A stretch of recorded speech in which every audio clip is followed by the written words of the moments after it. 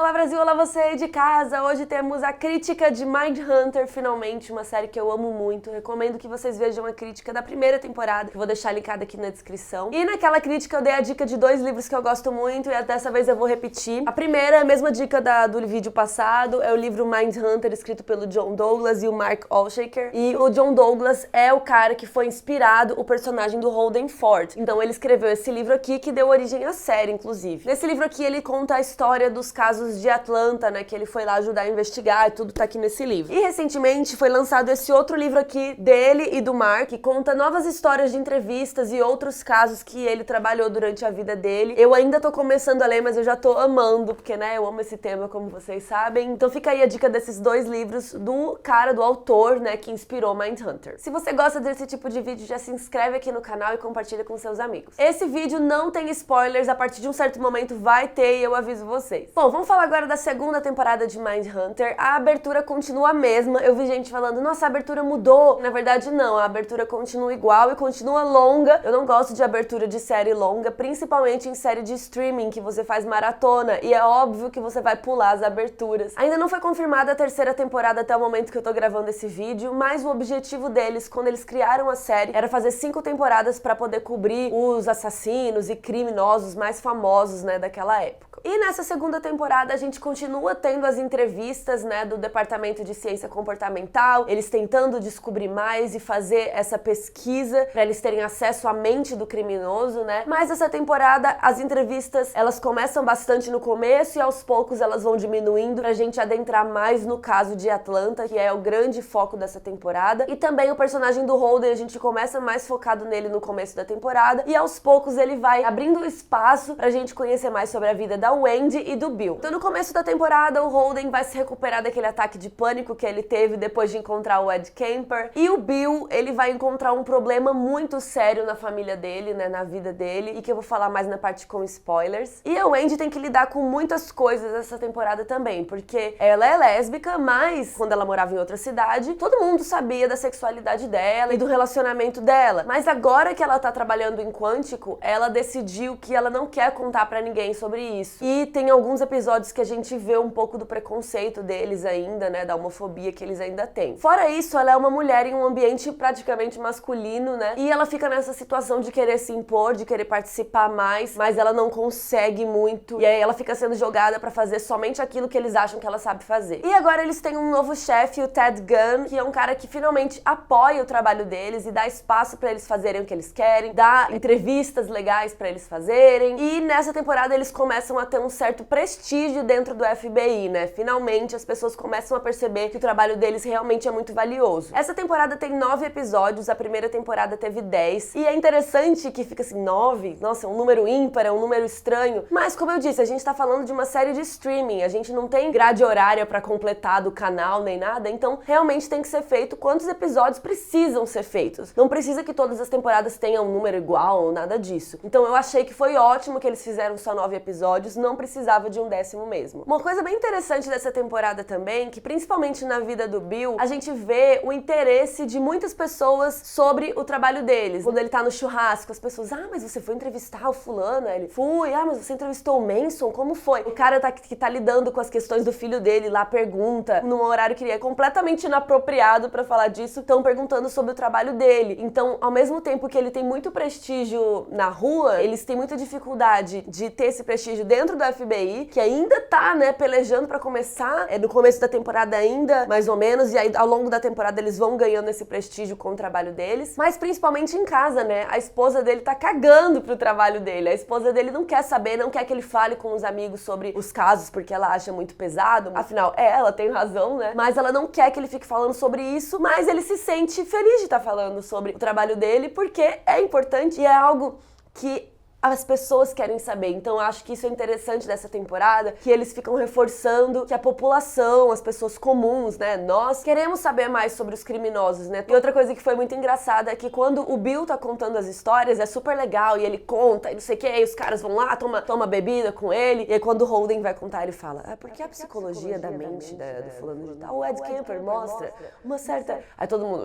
e todo mundo começa a sair, assim, porque ele é muito chato, ele não consegue ser um cara cool, né? legal. E essa temporada a gente tem que elogiar o trabalho de casting que eles fizeram e de maquiagem, principalmente com todos os criminosos que eles entrevistam. A gente tem um cara que se chama Kazuhiro, que ele fez a maquiagem de dois dos assassinos que são muito características. Ele fez a maquiagem do Damon Herriman pra ele ficar mais parecido com o Charles Manson, e ele também fez a maquiagem do Oliver Cooper como o David Berkowitz. Eu imagino que ele tenha feito a maquiagem de todo o elenco, mas essas duas são as mais características, que tem maquiagem prostética, né, que tem mais coisas que eles colocam pra ficar mais parecido, sei lá, um nariz, alguma coisa assim. Então vamos dar uma passada por todos os assassinos que aparecem essa temporada, né, aqueles que são entrevistados. A gente tem o David Berkowitz, que é o Son of Sam, que é interpretado pelo Oliver Cooper, que é aquele cara que fala que o cachorro possuído que mandou ele cometer os assassinatos. E durante essa entrevista ele revela que, na verdade, não. Ele só matou mesmo e depois ele botou a culpa no cachorro. Tem o William Pierce Jr., que é interpretado pelo Michael Filipowicz, que matou 9 pessoas e é aquele cara que se acha super inteligente, eu falo 7 línguas, mas ele se embanana todo na hora de contar até as línguas que ele fala, e ele não é muito coeso. Tem também o William Henry Hance, que é interpretado pelo Corey Allen, que é um ex-soldado que matou 3 mulheres, sendo que ele é negro, 2 das mulheres eram negras e uma era branca. E a gente aprende, né, ao longo da temporada, principalmente nessa segunda temporada, que geralmente os assassinos serial killers, eles cometem crimes dentro da sua própria etnia. Então eles acharam estranho que um dos crimes que ele cometeu era de uma mulher branca, mas eles descobrem porque ela era militar, assim como ele. E esse é o cara que também mandou umas cartas super bizarras pra polícia, e ele é super confuso na hora de explicar a história. Também tem o Elmer Wayne Haley Jr., que é interpretado pelo Robert Aramayoa, e ele é entrevistado pela Wendy e pelo Greg, e ele matou o cara que matava, e foi nessa entrevista que a Wendy se abre mais com ele e conta uma história da vida dela. Também temos de volta o Ed Kemper, nosso queridinho da primeira temporada. Gente, se lembre que eu estou falando de um personagem, tá? Não tô falando do assassino real. E o Cameron Britton, né, que foi muito elogiado, inclusive ele foi indicado ao Emmy como ator convidado em 2018 por esse papel do Ed Kemper, que ele arrasou. Tem as entrevistas reais do Ed Kemper até em vídeo,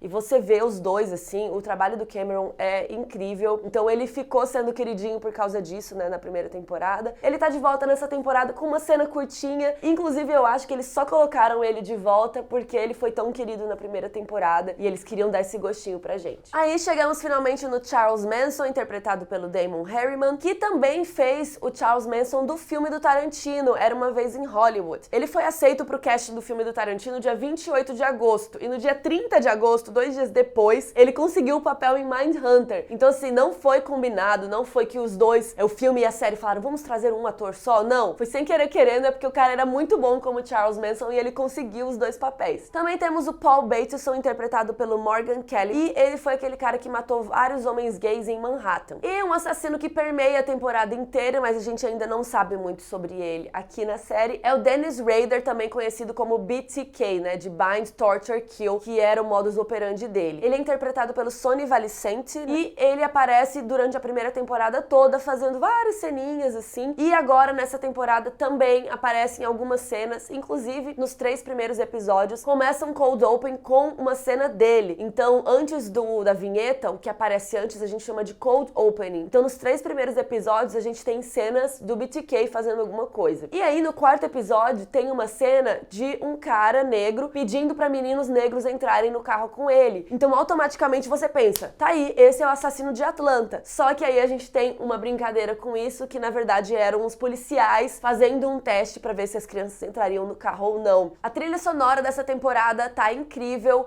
tem muito mais músicas afro-americanas por causa do tema da temporada de Atlanta, que eu vou falar mais daqui a pouco. E agora a gente tá no comecinho dos anos 80, então também tem essa mudança musical assim na série, na trilha. Tem bastante funk, folk, rock e inclusive tem até uma música do próprio Charles Manson em um dos episódios. E tem 2 cenas que eu gostei muito da trilha naquele exato momento que eu vou contar pra vocês, que a primeira música que toca na temporada inteira é uma música que fala: cada passo que eu dou me leva mais pra longe do céu. E ao mesmo tempo a gente tem o BTK, né, mostrando ele se enforcando e tal. Então a gente tem essa conotação de que quanto mais ele comete os crimes, né, mais longe ele tá do céu. E a música também tem um clima de suspense, e a mulher dele andando. Sério, cena incrível. Também no último episódio, eu não vou falar o que aconteceu, mas depois de tudo que aconteceu, a Wendy coloca um disco no toca-discos. E a música que tá tocando fala sobre culpa. Ela fala que mesmo não tendo errado, a pessoa se sente culpada. Inclusive tem uma parte da música que fala sobre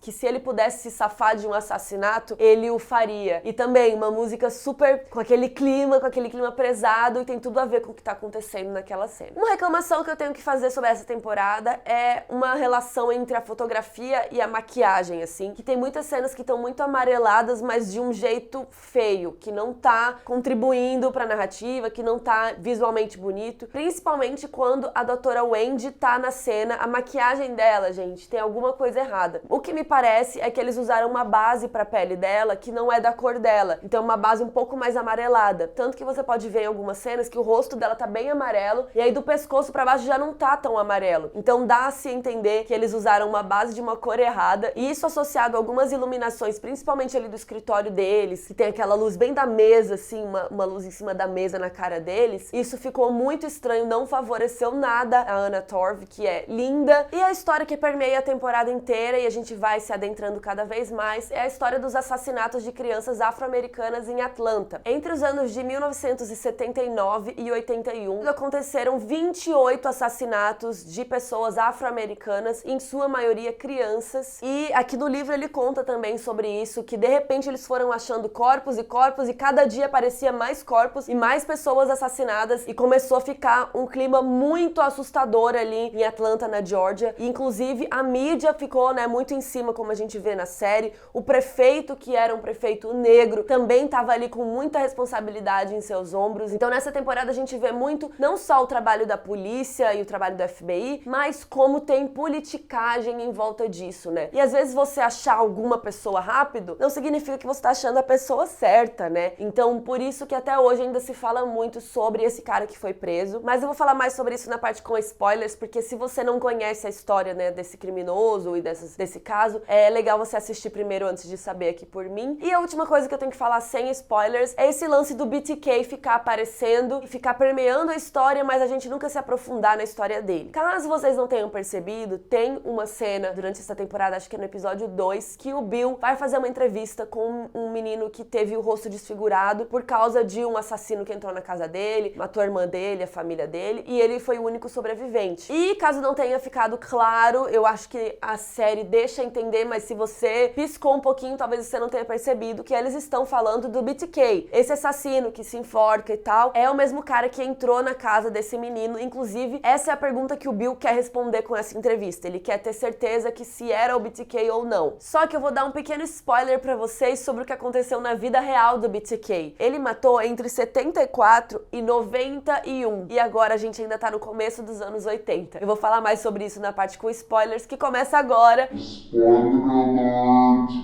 Spoiler alert! Se você ainda não viu, agora é hora de sair, depois você volta. Então assim, gente, o BTK, ele só vai ser preso em 2005. E a gente agora tá aqui em 80, 81. Ou seja, faltam mais de 20 anos. E assim, na vida real, o BTK só foi preso porque ele começou a se comunicar com a polícia, porque ele percebeu também, assim como o Ed Kemper, que ele nunca ia ser pego e ele tava precisando, né? A gente já falou disso na primeira temporada. Mas, enfim, vai demorar muito pro BTK realmente ser preso. Então a minha dúvida é, por que que eles ficam mostrando o cara desde agora? Desde a primeira temporada já mostrava esse assassino, né? Por um lado, eu acho que quem não conhece muito a história do assassino, por exemplo, eu tava falando com a minha irmã e a minha irmã falou, ué, mas e aquele outro assassino? E aquele cara? Aí eu fui contar pra ela, então, ele só foi preso em 2005 e a história tá aí nos anos 80 da ela.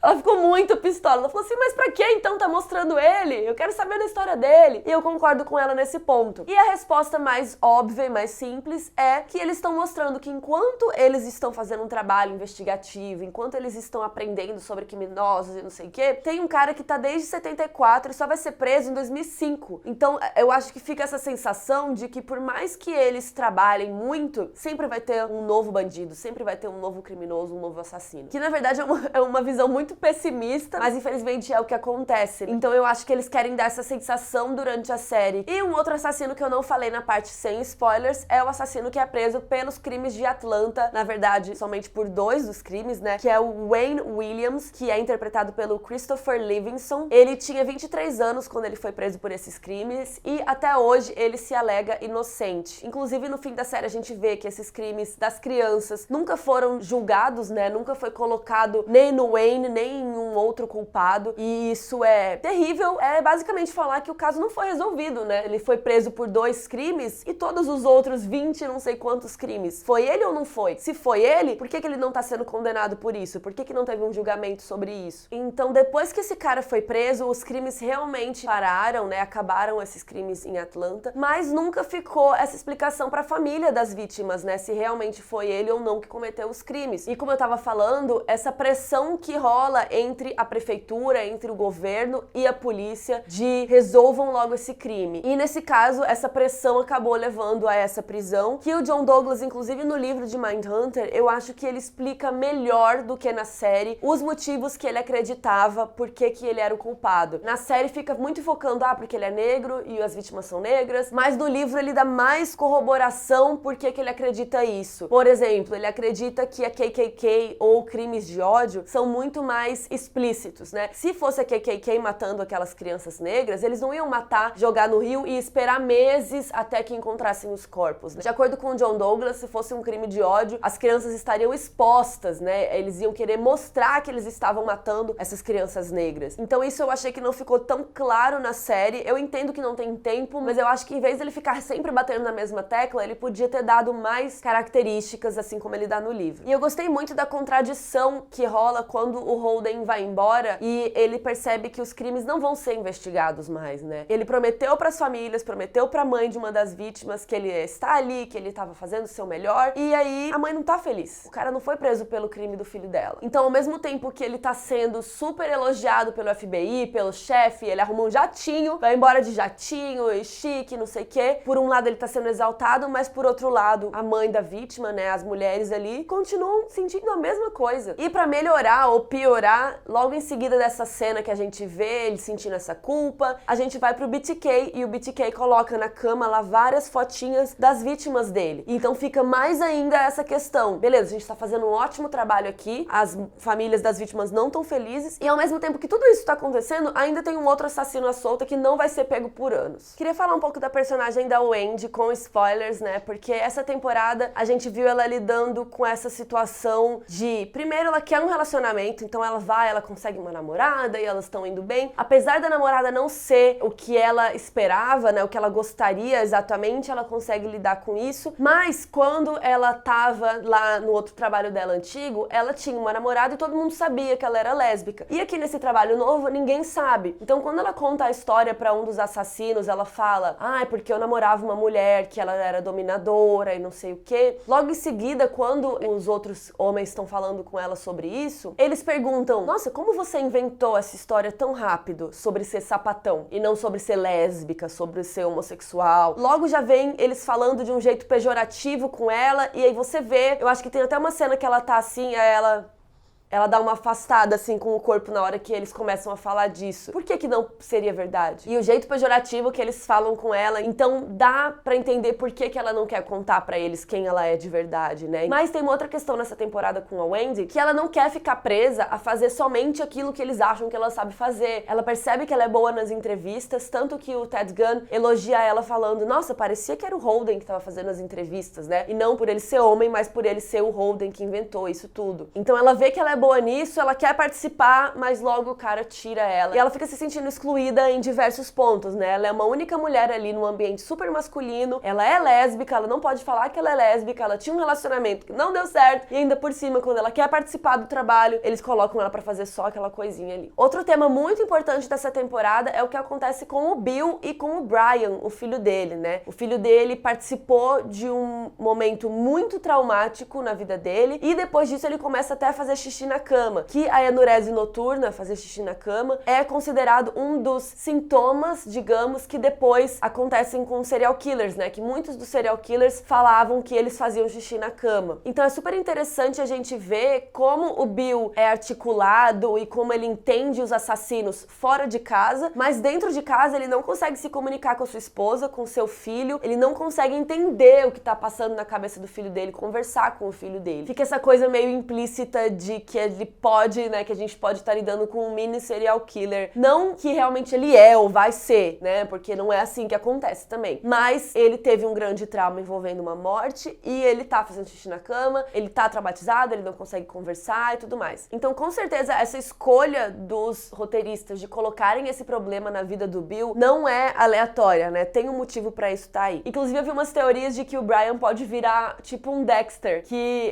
o pai dele, o Bill, teria que ensiná-lo a matar somente pessoas, né? Ter um código de conduta e tudo mais, que nem o Dexter era. Bom, e pra finalizar, eu acho que é óbvio, né, que no fim da temporada mostram várias cenas que os três ficaram sozinhos, né? Depois desse trabalho incrível que eles fizeram, os três ficaram sozinhos, essa solidão que envolve o trabalho deles. Principalmente o Bill, né? A gente fica com essa sensação de que ele não consegue se comunicar fora do trabalho, né? O trabalho dele é muito importante, muito pesado. Como que você chega pra sua esposa em casa depois de um dia de trabalho? Hoje eu vi um corpo assim assado, entrevistei um assassino que estuprava sei lá o quê. Realmente é um trabalho muito pesado e muito solitário. Então eu acho que fica essa mensagem aí, que inclusive é falada nos livros do John Douglas. E a história do Bill talvez foi a que deixou a gente mais triste, né? Porque a gente via o esforço dele de ficar viajando, de indo atrás, de fazer churrasco com o menino e tentar se comunicar com a esposa dele, só que infelizmente ela não aguentou porque ele não percebeu o lado dela, né? Beleza, ele tá muito ocupado, ele tá trabalhando, ele tá tentando, fazendo a parte dele, mas imagina ela como mãe dessa criança ficar ali sozinha, né? Sem o marido, tentando lidar com esse dia a dia. E o Holden também ficou essa temporada toda sozinho, né? Inclusive tem uma cena do final da temporada que ele olha a manga dele suja e ele vai limpar a manga, que é uma referência pra uma cena lá do primeiro episódio da primeira temporada, que depois daquele caso que ele vai ajudar do sequestro, fica uma manchinha de sangue na roupa dele e assim que ele percebe, ele tira a roupa e vai lavar a mancha de sangue. Então a gente percebe que por mais que ele tenha mudado e crescido no sentido de, no começo ele era super tímido e tal, e aos poucos ele foi ganhando confiança, ao mesmo tempo ele continua sendo a mesma pessoa de antes. E sobre o caso de Atlanta, ele foi reaberto esse ano, em 2019. A prefeitura de Atlanta reabriu o caso para tentar, com a nova tecnologia de DNA e tal, comparar as fibras e tentar entender se realmente foi esse cara que cometeu esses crimes ou não, para dar um fechamento para a família dessas vítimas. Então é isso, eu gostei bastante da temporada. Tem algumas coisas, como eu falei, da maquiagem, né? Ou alguma coisa de explicar melhor o lance, por que esse perfil desse cara é o cara certo, que no livro eu fiquei muito mais convencida, mas eu acho que essa temporada como um todo deixa essa sensação de que, por mais que a polícia faça um bom trabalho, às vezes eles não vão pegar todas as pessoas, às vezes eles vão pegar uma pessoa, mas ela não vai conseguir ser culpada por todos os crimes. Então é um trabalho realmente muito difícil. Inclusive, esse trabalho específico, né, da ciência comportamental é um trabalho que eu admiro muito e eu acho os caras incríveis, então por isso que eu fico recomendando os livros deles, porque eu acho esse trabalho muito legal mesmo. E é isso, coloquem aí nos comentários o que mais te chocou nessa temporada, o que você mais gostou, qual foi o assassino que você achou mais parecido com a vida real, e compartilhe esse vídeo que me ajuda muito. Um beijo!